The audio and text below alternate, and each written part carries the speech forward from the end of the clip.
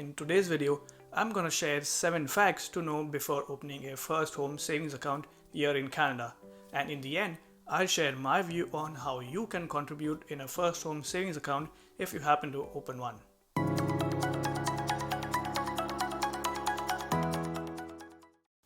Hey guys, my name is Nikesh, and the goal of this channel is really to share my knowledge and personal experiences about all things life.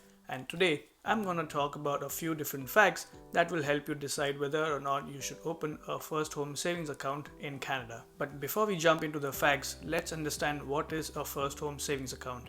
A first home savings account is a registered plan allowing you as a prospective first home buyer to save for your first home tax-free.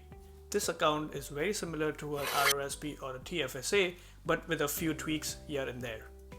Fact number 1. Contribution limits. First home savings account contributions can be up to $8,000 a year with a lifetime limit of $40,000. Your contribution room only begins to accumulate after you open a first home savings account. For example, if you open a first home savings account on April 5th, your clock starts on April 5th. Fact number 2. Withdrawals. Unlike a traditional home buyers program wherein you need to hold the funds for a minimum of 90 days before you can withdraw them or even consider them tax deductible, what First Home Savings Account offers is no minimum holding period for its contributions to be tax deductible and eligible for withdrawal right from day one. Yeah, that's what I'm talking about! But there are some conditions you need to meet to qualify for a withdrawal. God damn it! You must be a first-time home buyer when you make the withdrawal. However, there is an exception to allow individuals to make qualifying withdrawals within 30 days of moving into a qualifying home. You must also have a written agreement to buy or build a qualifying home before October 1st of the year following the year of the withdrawal. And you must also intend to occupy the home as a principal place of residence within 1 year after buying it or building it. Now, what is a qualifying home? A qualifying home is a housing unit located in Canada. However, here's the best part. Any funds left over after making a qualifying withdrawal can be transferred to an RRSP or a registered retirement income fund, penalty-free and tax-deferred, as long as you transfer the remaining funds by December 31st of the following year, because the plan stops being a first home savings account at that time. And here's the cherry on the cake. Transfers do not reduce or limit your available RRSP room, and withdrawals and transfers do not replenish your first home savings account contribution limits. I mean, how cool is that? Fact number 3. Penalty for over contributions. Just like the TFSA and an RRSP, contributions over the limits can incur penalty 1% of the excess amount per month starting in the month of when it went over limit.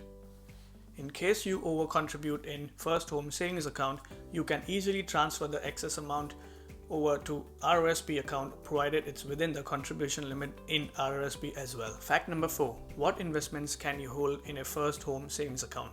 These are exactly similar to a TFSA account that includes mutual funds, publicly traded securities, government and corporate bonds, and guaranteed investment certificates. You can also transfer your funds from RRSP to a first home savings account provided you're well within your contribution limits. Fact number 5. What happens to unused funds? Now, for example, you don't end up buying a house due to any circumstances until the end of 15th year of opening the account or until you turn 71. You must close the account, period. The unused funds must be transferred to an RRSP or RRIF account regardless of your room limit, or simply withdraw it as a taxable income. Fact number 6. How many first home savings account can you open? You can open multiple accounts if you want, provided the sum of the contributions do not exceed the yearly limit, just like an TFSA or RRSP account. And fact number 7, as you might have guessed it, you must close your account after use. You must close your account on buying your first property and transfer the unused funds over to RRSP or withdraw it as a taxable income. If you made it this far in the video, here's my view on how I would plan about opening an first home savings account. Now, ideally, this strategy varies from person to person, and since I'm not a financial advisor, my views are solely based on a common scenario.